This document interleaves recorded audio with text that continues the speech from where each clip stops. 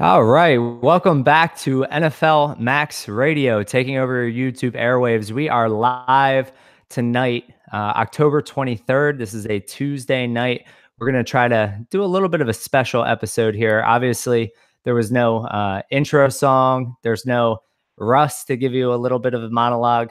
He is on vacation right now, taking a nice little cruise with his girlfriend, taking a couple weeks off football. Obviously, he didn't plan the dates. Um, but I am taking over. I'm going to do a show with a new co-host, someone that you guys haven't met before. We are going to do a little bit of a fun episode for you. This is my friend Charles Calimer. He is a buddy of mine just from back home. He's a little bit newer to the Dynasty landscape. He just joined in a league that I commissioned last year, and it is his only league at this point, but I can feel it. He's starting to heat up, and he's starting to love it. We talk about Dynasty constantly, long-term player outlook. He's definitely a stats guy. Being an engineer, he likes to play with numbers. So, we definitely like to talk about overall player outlook and things like that. So as a special episode, we thought tonight I would allow him to ask some questions, whether it's long-term player outlook or roster construction or rankings questions, whatever he had on his mind. I told him to put together a little list of questions that we can run through. I didn't prepare for this, so it is a little bit of a hot seat for the hot pineapples. It's all coming off the dome. So, Charles, what's going on, man? Hey, Nick, what's going on? Coming from the Deplorables League and Reality Sports and our contract league, and hopefully I can follow up and be a good second seat for you for the show. Definitely. And so, a lot of what we talk here isn't necessarily contract, but it's definitely a little niche out there in the Dynasty community. So looking forward to maybe fielding some questions about contracts or just general roster construction in general. But, we appreciate you hopping on and kind of jumping outside of your comfort zone a little bit. But before we start that, I do want to touch on the biggest news that came through the NFL wire this week, and that is Amari Cooper being traded to the Dallas Cowboys for a first-round pick. Now, yeah, I'm a Cowboy fan. Diehard, have always been. People ask me why, since I grew up in Philadelphia territory. And all I can say is I was born in the 90s, so they were good, and they were always on TV. So you can call me a front runner if you want, but I was like 4 when they were winning. So they've always kind of just been on primetime TV. But as someone who watches every game and pretty much every snap of the Cowboys, one thing that was a glaring weakness this year, whether the Cowboys wanted to admit it, whether Cole Beasley wanted to admit it, whether Alan Hearns wanted to admit it, they were lacking a true number one wide receiver who could separate and give Dak the window that we know he needs. Dak is not a quarterback that reads and reacts. He is a quarterback that likes to see the window, likes to see the room that he has, the separation, and then will make the throw. So getting a guy like Amari Cooper is definitely a huge upgrade to this wide receiver core, no matter what you think of Cooper, no matter his inconsistencies, no matter the drops. Cooper is a talented wide receiver in the NFL, and he was not a top 10 overall pick for no reason. He is not a 2-time Pro Bowler for no reason. He can play. And I said it last week. He said he was a buy as far as dynasty terms.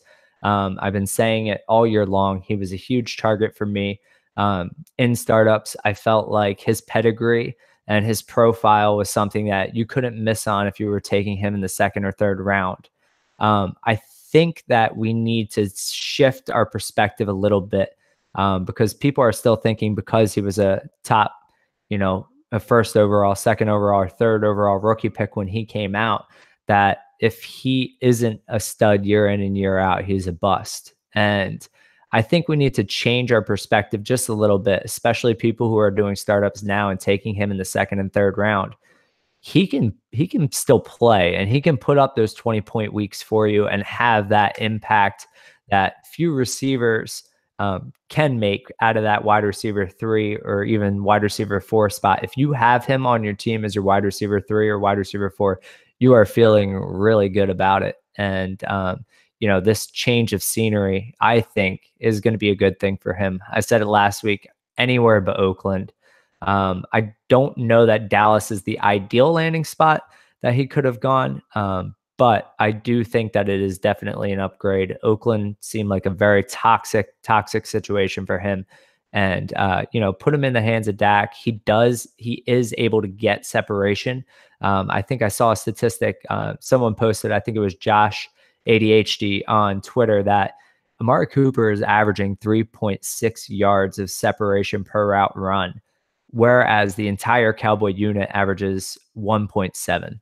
So they were last in the league in ability to create separation, and Amari is able to do that. He was one of the tops in the league. He was in the top 5 with that statistic in yards creative separation. So he is the kind of receiver that Dak needs. I'm excited about it. I don't think a first is ideal trade for the Cowboys from an NFL perspective, but I also think that Will McClay is a very, very smart front office person. He is their draft coordinator. He knows these draft classes in and out. And I can guarantee you Will McClay did his homework. He's looking ahead to 2019. And if they feel like Amari Cooper would be the best wide receiver available, I have no problem shipping off a first. So what do you think about it, Charles? I completely agree with you on the end of I thought Cooper was a buy prior, almost tried to get him actually, but ultimately fell a little short because the trade happened before I could really finish that one off. But now, who do you think is the biggest winner and the loser from that trade as far as fantasy impact goes? Do you think Dak makes out the best, and do you think Carr takes the biggest back seat, or is there any other receivers or running backs that maybe get impacted, do you think? Oh, that's a good question. I think, people will say that the obvious winner is Jordy Nelson because, Amari's targets are kind of gone. Well, I don't think that's necessarily true. I also don't think it's a huge bump for Jared Cook. A lot of his work came from the middle of the field, and Amari was sucking up some targets in the middle of the field too. I think that allows defenses to kind of target in on those guys a little bit more. I think one person that it could revive from the grave is Martavis Bryant. Um, I'm not gonna hang my hat on that and say that's a guaranteed, like go out and buy Martavis. But I think if you have him, he just became a lot more interesting for a team that's gonna try to make a play down the stretch. I don't think this helps Carr. I don't think it makes his situation any better. I'm kind of staying away from Carr at this point. I'm not sure he's a really good NFL quarterback. He was one of the guys that I was targeting back end in startup drafts, and I didn't get a lot of shares because people were still overdrafting him. And I look back now and I'm kind of happy about that. As far as the Cowboys go, I think it helps Zeke a lot. I think being able to have a real presence on the outside is going to help alleviate some of those stacked boxes and ultimately help Dak too. I don't think there's going to be as much pressure in his face. You're going to have to put some more coverage out into the field, and hopefully that translates to some success in the run game. Yeah, I think I completely agree with the Zeke approach there. Now, sticking to the whole trade concept, but steering away from the Cooper deal necessarily, since we are nearing the trade deadline, I did want to bring up a couple names that keep constantly coming up. And who do you think could have the biggest second half if they were to be traded? So a few of the names, actually one of them was Jared Cook, but others were Devontae Parker, Chris Hogan, or Mohamed Sanu. Ooh, that's a good question.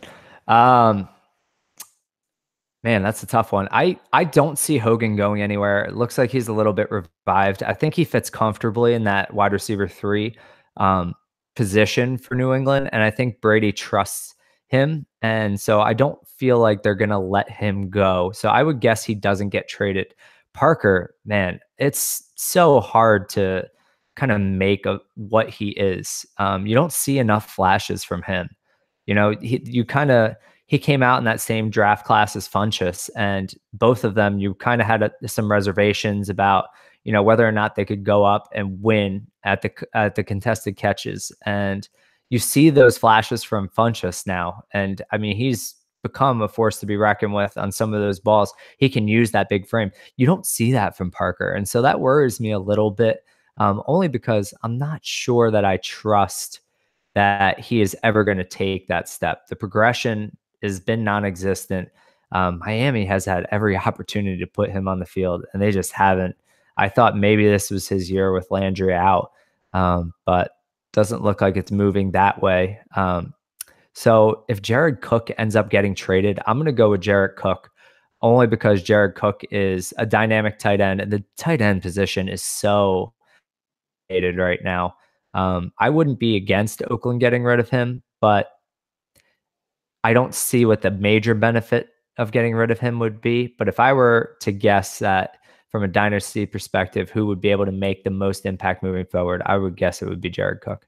Yeah, I mean, they're in pretty much fire sale mode, it almost appears now. So I wouldn't be surprised if you saw Cook leave. Yeah. Yep, Um, you're right. Now with Denver, you have actually Demarius and Emmanuel being discussed as leaving. Do you think that's more of a promotion of Cortland Sutton's talent, or do you think it's just the two fading and the team is kind of falling behind? Yeah, I've said it on here before. I think DT is done. I don't see much from DT. I think Emmanuel Sanders still has a lot in the tank, but I think Denver is probably being a little more realistic than I assumed John Elway would be. I always kind of felt like John Elway was the kind of GM or leadership person who always felt like his roster was a little bit better than it was on the offensive side of the ball. You know, being John Elway, he feels like he knows the quarterback position or whatever. Case Keenum's looked awful. Kelly just got in trouble with the law today, getting arrested last night for trespassing. So everything is on the table for him from being traded to cut. And it's just a really dire situation right now. So I don't know what they're going to do. If I were them, I would off Demaryius Thomas if I can for anything of value. And really just, I think it's more of a promotion of, I think it's a combo of Cortland Sutton has talent and they're playing him. He's getting a significant snap share.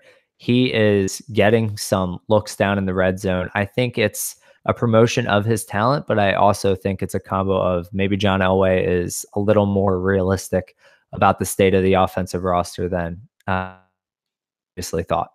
Yeah, I thought kind of the same. The Demarius take, I figured, I mean, that makes sense to try to kind of sell him off at this point because he just doesn't look the same. But I was kind of surprised to see the Emmanuel Sanders, they were discussing that too. And it almost kind of pointed to me like they're that confident in moving forward with Cortland Sutton.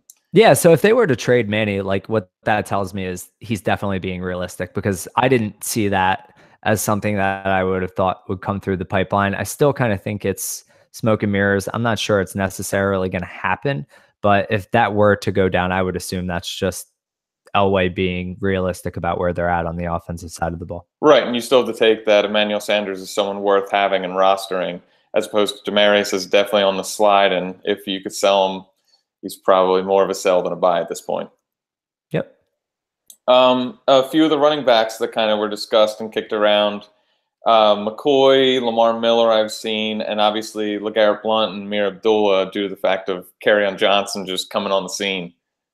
Do you think any of them are possible buys in hopes of a further resurgence, or? I'm always on the side of if you can take a gamble, take the cheapest one that you can take. And that obviously right now is Amir Abdullah. He hasn't really gotten a fair opportunity. I mean, he got an opportunity. I don't want to say he didn't get a fair shot in Detroit, but sometimes it takes a change of scenery, even a change of scheme for people to be able to produce. And Amir Abdullah is the kind of guy who he's free right now. I mean, you can get him tossed in on pretty much any deal, and it's not going to be something that is a snag in negotiations. If he's even on a roster still, so in some places he's available on the waiver wire in shorter leagues. So if I'm going to put a poker chip down, why? As far as the other guys, I think LeGarrette Blount is done. It's almost as if like when his feet stops, the play stops. He's a plotter. He just wants to get that 1 or 2 yards that he can get, and I don't see much from him. It's still baffling to me that he's getting carries ahead of Kerryon. I think him getting out of Detroit is little to no shot. Wherever those rumors are coming from, I'm not sure that there's even any truth to those. Patricia or Patricia, I don't know. Russ calls him both things. He's a Lions fan, so Patricia, but I think it's Patricia. I'm not sure we can assume rational coaching at this point. I would hope this week and Carrion's performance was a step in the right direction, but we'll see what he ultimately decides to do in that backfield. I'm not sure Blunt is going anywhere. And then as far as the other two, I think McCoy would have a bigger impact in the second half, but I think I would rather play Lamar Miller for a year or two as a bridge player. I do, however, think Alfred Blue has been running a little bit better than Lamar Miller. And I would almost like to see Lamar Miller traded. A lot of Alfred Blue shares that I got for free this year, who, if he had an opportunity and he was able to hold off Foreman when he comes back from that Achilles, it could be really interesting backfield there, even if they were a 1A, 1B type situation, if Lamar Miller were to be traded. But I do think McCoy would serve the best in the second half for a contending team. All right. Let's see. A few of my other ones I have here. Here's some recent surgeons onto the scene. Who do you think has the biggest long-term dynasty type of impact, most potential? You have Jakeem Grant with the recent injuries to some of the Miami wide receivers, plus all the shares he gets with his special team play. Marlon Mack, Jalen Richard, and Chris Ivory. So Jakeem Grant is a really fascinating player for me. I have him in a couple spots because he was free. Um, he's a dynamo and he can do some special things. The only reservation that I have is the special teams is his niche. And sometimes you don't see guys that are really special in that area ever kind of break out. You see a guy like Cordero Patterson or Joshua Cribbs, even back in the day with Cleveland. Those guys kind of get put into those roles and they're so valuable in that role that they don't want to risk an injury because that can really take out a dynamic playmaker. I mean, we've seen it with Jakeem Grant this year already. He has single-handedly been a part of some huge game-changing, momentum-shifting plays for Miami. He's a dynamo, and so I do worry about him a little bit. I'm not sure we're going to see the uptick in targets that we think we will with some of these guys out, but it will be interesting to see what they do. As far as some of the other guys, can you just run through the list real quick? I know Marlon Mack was on there. Yeah, and Jalen Richard and Chris Ivory. Yeah, Richard and Ivory both have very specific roles. Richard is going to be the catch-up back. I know Marshawn went down. I still don't see him being the between the 20s guy. And I actually really like right now, as a little tidbit for maybe even a free purchase right now, is Washington. He's coming up on waivers right now. So if you can get a decent bid and at least put a price enforcing bid down on Washington, because you never know what Doug Martin is going to look like. You really don't. And they like Washington. He's stuck around that roster for a couple of years now. I actually thought he was the better back than Richard, but they clearly play two separate roles. So he's a guy that I'll likely be putting a poker chip down on, as he's now one snap away from seeing the Doug Martin role, right? So Doug Martin will be the starter between the 20s there. And I think actually Washington will offer a little bit more upside than Martin around the goal line. It's going to be interesting to see what happens with Richard, but I think he's still kind of relegated to that specific role. As far as Ivory, he's clearly he outsnapped Marcus Murphy 2-1 this past week with McCoy going down. And he has a very clear defined role. I think he's definitely someone that if you can get him as a throw-in into a trade, it could be interesting. The game script for Buffalo isn't always positive, and that's the one drawback to any Buffalo back is how often are you going to be running the ball when you're down every game? And so that's kind of where I'm taking it over to Mac. Last two games, they've treated him like not the bell cow, but they've given him some serious work. And this last game, they did treat him like the bell cow, and he responded. And I'm not a Marlon Mack fan. I don't have any shares. I had two last year. I traded them away. I didn't see it, but he looked pretty good. And Andrew Luck is going to spread the field. He throws to a million different receivers, and people respect Andrew Luck as a quarterback. So by default, you're going to have some created opportunity where Marlon Mack and his speed and burst can capitalize on something like that. So as far as the second half, from that list, I would definitely say Marlon Mack is the most intriguing with his uptick in snaps. All right. Actually, speaking of Marlon Mack, I want to spin it to a different type of question. If you had to sell high or you wanted to sell high on one of these, of Marlon Mack, James Conner, and Nick Chubb, who would you sell off? Marlon Mack. I'm not trading James Conner or Nick Chubb for anything right now. It's going to take definitely not Nick Chubb. I mean, I waited for this moment. So he is untouchable on my roster, as close to untouchable as it gets. And James Conner is right behind him. I think that he is just an absolute smash. Until we see Lev come back and is in the building, I'm done listening to the rumors. I never really listen to the rumors, and I'm not totally convinced. Even if he does come back, he won't pull up with a hammy and bench himself. So I think Connor has innate value moving forward. And just imagine what his value is going to be. If you want to sell high on Connor, now is not the time. Wait till the offseason. Imagine what his value is going to be when he's declared the guy.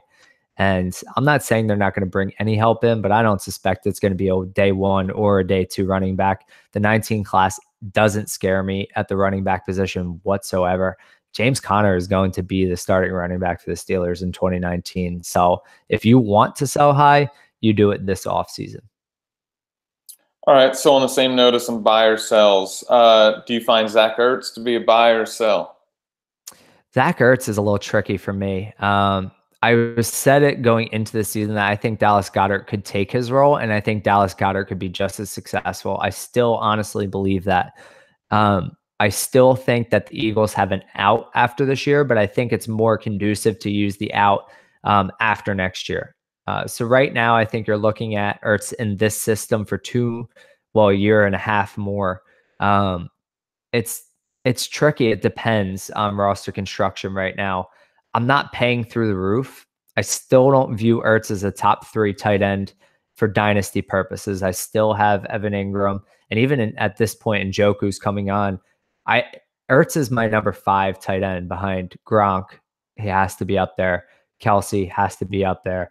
And then I'm putting the young guns, Ingram and Njoku, in front of them just because I think long term, their outlook is phenomenal. And Ertz, once he leaves the system, I'm not sure what he becomes. And I think there's a little bit more of an unknown than people are saying. He has a great connection with Wentz. And so as long as he's in this lineup, he's going to be productive off sheer volume alone. But I lean more toward the side of sell, but I don't have any glaring opinion either way. All right. Two more tight ends I wanted to discuss on buy or sell would be Trey Burton and OJ Howard. Trey Burton is an absolute sell for me right now. If you can sell him off this last week, I just don't believe in Trubisky. I've made that clear. I just don't think he's a very good quarterback. I think if anyone's going to get the targets in Chicago, it could be Burton because he can do so much and he is dynamic pass catcher. But I don't see it with the Bears offense. Don't trust the Bears offense, and I don't necessarily trust Trey Burton as a top tight end. I would deal him off this past week. And I'm sorry, I missed the other one. OJ Howard. I was playing with players that had pretty promising weeks this past few. Yeah, for me, OJ Howard is a definite buy. He's a first round tight end. Those guys smash, and he looks to be progressing great. He's a talented guy. I don't know he's as talented as Ingram or Njoku, but he is definitely still someone who I'm targeting at the tight end position. He's probably right behind Ertz for me in those rankings. He slides in comfortably at number 7, and I just think the world of his talent. I think he's a great player. The pedigree is there. I just worry a little bit about Jameis because Jameis Winston is such an enigma. Like, why is he not throwing the ball to Mike Evans? Like he just makes really interesting decisions, and it almost seems like he clings to his guys, Adam Humphries and Brait, and that scares me a little bit. But OJ Howard is progressing nicely, and at a position that's dire for talent, he's definitely someone that I would trust moving forward. Keeping to some players that you're not the biggest fans of, do you buy more shares of Tyreek Hill or Adam Thielen, would you say? So I've kind of changed my tune on Thielen. I've said it in the past couple weeks. I think his what he's doing right now is sustainable only because Kirk does lock in on a guy. And I said that coming off week 2 or week 3, that we're starting to see a target share for Thielen that suggests that he is Kirk's guy and Kirk is going to keep funneling the targets his way. Sure enough, Thielen has had an historic start to the season and is actually on pace to set um, the most PPR points in fantasy history. The only other person to touch 400 was Randy Moss, and he is on pace for 409, and Moss had 402 that year. So that is an astronomical number. If you have Adam Thielen right now, I'm not trading him. He is playing incredible. I think he has more value to Dynasty than he does the actual NFL because it's not translating to wins for Minnesota. But if I have him in Dynasty, I'm not moving him as long as he plays with Cousins. I'm looking at him as a solid, very solid wide receiver one moving forward. And then Tyreek Hill is just a very interesting player for me. The speed is there, obviously. The flash is there. I'm more of a risk taker than typical people. So I'm not against Tyreek Hill. I like Tyreek Hill. If I could get him at the right price, I would buy him. I'm not the biggest fan because he is the kind of guy who can give you 2 points or the kind of guy who could give you 45. But I'm fine with that because if you have a solid dynasty roster of some construction where you're going to put up a decent amount of points no matter what, he's the perfect kind of guy to have in that lineup where you can just destroy people. And like, I like to destroy people. I don't like close games. So if I have the kind of roster where I can afford to take a little bit of risk, Tyreek is the perfect kind of player for that kind of construction. But you're taking Thielen over Hill any day. But I'm taking Thielen over Hill 100 times over. Yes. All right. I have a bigger disappointment question. Derrick Henry or Corey Davis of the Tennessee Titans? How about the Titans offense in general? Uh, bigger disappointment. I think for me, it's Corey Davis right now. Only because you see the flashes with him, like, and when he wants to play, he can take over a game, and he's so dynamic, and the skill set is there, the physicality is there, the traits are there. He has these flashes, and yet he has games like this past week where he's invisible, and it's mind blowing. Whereas Derrick Henry, we haven't even really seen the flashes. I was a believer because of size, but he might be too big for his own good. And he just, again, kind of like Blunt, like a younger version of Blunt. When his feet stop, the play stops. Like he can't really cut. He doesn't have any dynamic abilities. I'm starting to fade strong on Derrick Henry. And as of this point right now, I'm kind of just viewing him as one of those handcuff guys, which I like to fill the back end of my roster with some handcuff guys. But Derrick Henry's price, man alive, if you can sell him at this point and get a second, I would consider it. It would be a tough decision, but I think I might do it and just kind of reset the clock and see where I can go with that pick. Yeah, that entire offense is just, it doesn't even make sense how they get NFL wins because none of their players produce at any type of fantasy level. Yeah, it's incredible. And the defense is good. Like Jayon Brown is a beast. I love Jayon Brown. Their defense is a good unit. If their offense was somewhat competent, they would be a good football team. And Matt LaFleur coming over from St. Louis, I really had high hopes for them. It just hasn't come to fruition. It's going to be interesting to see what they do this offseason. Russ had suggested on I think it was the last pod that maybe they make an offensive coordinator switch. I don't see that happening. But Matt LaFleur has got to figure this out because Mike Vrabel and LaFleur are going to be on the hot seat before we know it. Yeah. All right. So one of my last questions here, I pretty much had a ranking type of system. And with the Carlos Hyde trade, the Amari Cooper trade, and obviously a pickup of some recent ones, some recent re-injuries, Dalvin Cook and Leonard Fournette just constantly tweaking something. What would you consider your top 10 dynasty running backs in your ranking, factoring in immediate and long-term type of impact?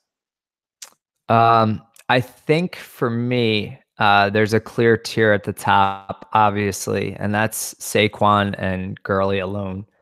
They are tier one, and this might sound a little crazy, but I actually have Saquon ranked ahead in that tier. But again, it's a tier. So, you know, people get so stuck to rankings like, oh, Saquon's one, Gurley's two.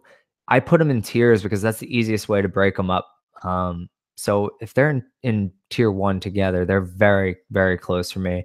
I give the slight edge to Barkley only because he's doing what he's doing at age 21. He's not even 22 yet. He is as bulletproof metric wise as we have ever seen. And he's playing in an offense that was akin to the offense that Gurley played in a couple years ago when he had a down year. And he is still matchup proof and he is still putting points up on the board week in and week out. So I'm going Saquon number one, Gurley number two. And this is where it gets muddy for me because I really like Mixon. I still really like Fournette. I'm cooling as a Cowboy fan. It's sad, but it's mostly because of the state of the offense. I'm cooling on Zeke a little bit, but that's because of the offense and his attitude. I feel like I haven't seen him be the fun-loving Zeke that he was 2 years ago when they were winning, and that's concerning. Like you have to be in the clubhouse as one of the best players in football and one of the best player on your team on the offensive side of the ball. You have to be a spark plug. Like you have to want to win. You have to look like you want to be there and you have to kind of rally the troops around you. He doesn't do that. That's not him. That's Dak Prescott. And which is fine because he's the quarterback. But I would like to see some life out of Zeke sometimes. And so I'm starting to cool on him a little bit. It's so tough to rank those guys. And then, of course, you've got Kamara and Christian McCaffrey. All those guys are in a tier together for me, honestly, in tier two. I like McCaffrey kind of sitting at the top of that tier. I still really like the talent of Fournette, and I really like Mixon. And then I'll kind of slot in Zeke. And then Kamara's role is just, I was so worried about him being the bell cow. I don't think he'll ever take that type of role. And it's just, I keep saying it, but it's so hard to see him sustain the production that he's done. And Charles laughs on the other side because we played DFS together last year, and it was just like fade Kamara, fade Kamara, fade Kamara, and He just makes you eat it every week. Yeah. oh man, 20 years later, I'm probably going to be divorced and have nothing. I'll be living in a cardboard box if I keep doing that. But I'm going to say it on here again. I just don't know how it's sustainable in that kind of niche. And so he's kind of at the back end of tier two, but again, they're one big tier. So all those guys are very closely grouped together. And then in tier three, I have like Bell, DJ, Melvin Gordon, and some of those guys. And I don't know if I'm not giving Melvin Gordon enough respect. And maybe he can move up to tier two, but he is a little bit on the older side. He's got a lot of tread on his tires. They're running him into the ground this year. So from a dynasty outlook perspective in the big picture, I do have Melvin Gordon in tier three a little bit lower. Yeah, I mean, Bell basically is your oldest amongst the group there at that point at 26. Gordon's 25, so they're probably the two oldest to the top. But Bell, almost your biggest issue becomes the same as you had with Zeke in that he's obviously a dynamic player, but I mean, at this point, you owned him and he just sat out all year on you for himself. At any point, he's going to do what's good for Le'Veon Bell. So you almost have to factor that into your dynasty rankings. He's a smash play anytime he's in, but he has to be on the field in order to be in. Yeah, and it's going to be really interesting. Like you see James Conner, and I do want to note, I have Chubb, Connor, and Carry-On right behind them. And I think they might even be in tier three. Like that might be crazy that I have them in the same tier as Bell and Melvin Gordon, but I'm just infatuated with all three of them. But anyway, you see what James Conner can do in that system. It's going to be really interesting to see what he can do outside of that system. I think he is a very special player, and I want to get that across. James Conner is not Le'Veon Bell. Le'Veon Bell can do things that we've never seen before, and the patience and the way his style of running. But it's going to be interesting, and it is a little bit of a risk to watch him move outside of that system in Pittsburgh because they are conducive to running back production from a fantasy standpoint. Yeah, I'll agree there. Yeah, we won't know where he goes and if he can sustain that outside of somebody like Ben Roethlisberger, someone that everyone's defending the pass at the same time. They're not loading the box on him or playing only to his strengths. And basically scheming against him and forcing a team to go around him. So that's my only reason to be bearish on him, for his personality traits, and then the fact that he obviously doesn't want to play there. We have no idea where he will play at the moment. Yeah, and it's so weird because they can control him, but you kind of feel like they won't, right? Like that's just toxic for the whole franchise. Yeah, Like yeah. that would be so petty. I can't see them doing it just for the sake of just they have to move on. Clearly he doesn't want to be there. So I don't Yeah, know. He what'll end may up not being show up, but interesting. just bank on that. Right. What'll end up being interesting is whether or not he does come back and they may or may not be in a playoff push. And does he sabotage their playoff chances at any point in time? And what does that do to his permanent status with another team? Do other teams shy away because if Le'Veon Bell doesn't get his way, he's going to purposely fumble the ball down the field? I I I can't think that he would do that. You want to think better about somebody than that. I think he's a competitor. I do believe he wants to be on the field. I do believe he loves his teammates, but I mean, he's making a financial decision right now. And man, is this an interesting one that we have never seen before. So we'll see how it pans out. But yeah, I do agree with the carry on Connor Chubb. I actually had them slid into my top 10. And just because I kind of set it up for that immediate and long term success, the David Johnson kind of slides out of mine only because he's giving you no immediate return. And the outlook, if he's still in Arizona, there isn't much for the next, I would say, year at least of Yeah. rebuilding that offense. Yeah, and you're absolutely right. It's interesting what's going on in Arizona. I'm still a Rosen believer. I'm still a Kirk believer. I think they have some good pieces. I think they have to work on that offensive line. And I don't know if Steve Wilkes needs to sit down with Bruce Arians, but he is using David Johnson in an entirely different way than what Bruce Arians did. So just from a receiving standpoint, like how do you not give this guy work as a receiver? It's just mind blowing. It's again assuming rational coaching to produce fantasy points, and you're just not getting it right now from Arizona. Yeah, I would say in my top 10, I definitely had a lot more younger guys kind of leading the pack, just because I was looking for that more sustained long term success. But I do completely agree that Gurley and Barkley are absolute tier one by themselves. Nobody's even close. And then I kind of came up next with my Kamara, Hunt, carry on Zeke, McCaffrey realm, and then finished off with Connor, Chubb, and Bell. Was kind of how I played mine out. Yeah, and that's fair. I mean, I think the top end, there's been such an influx of talent the past 2 years, and you can even talk down with Sony Michelle, and I'm still a believer in Royce Freeman, and some of these guys that are, you know, Dalvin Cook hasn't even been mentioned in this top 10, and that's like crazy because Dalvin Cook was such a hot commodity this offseason. There are still guys who have come in the past 2 years that absolutely are pushing the top 15, but they're in the conversation. The tiers are very, very Close. flat right now, Mm-hmm. and it's going to be an interesting to see how it kind of all shakes out. Right. It's amazing that Gordon's basically you have him just on the outskirt. I barely even have him right on the outskirt as well, and he's the second producing fantasy point running back right now in the league. I know, yeah. You're talking number two running back, and he's sitting at the back end of our top 10, if even in our top 10 for Dynasty. You're right. It's so top heavy right now. And that just speaks to the influx of talent. So it's fun to watch, though. It makes for good fantasy times. Yep. So those are pretty much all I had to talk about today. Awesome. So So that was kind of, just a little bit of a fun episode. Again, none of that was really planned. He did mention that he would be kind of bringing up the running back rankings. So I did have that down a little bit, but outside of that, it's really just off the dome, just riffing. So Charles, just wanted to say thanks for coming on. Had a lot of fun. It was good to get you on here. Hopefully, some of the stuff that we talked about is useful for some people to put into action.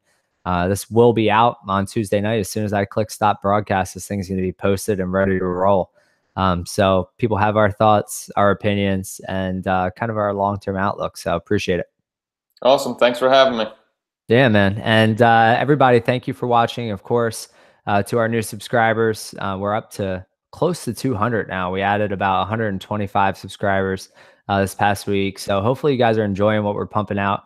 we're working hard for you guys. We are going to have a special episode coming up next week where we're going to kind of do like a little bit of a Halloween theme, and a couple fun segments for you guys. Russ will be back. So we look forward to having him back in the saddle. But again, Charles, thank you for so much for joining us, jumping in on short notice. I know you've never done this, so I kind of put you on the spot a little bit, but you did an admirable job, and we much appreciate it. So from NFL Max Radio on Tuesday night, again, thank you for watching, and we'll see you next week.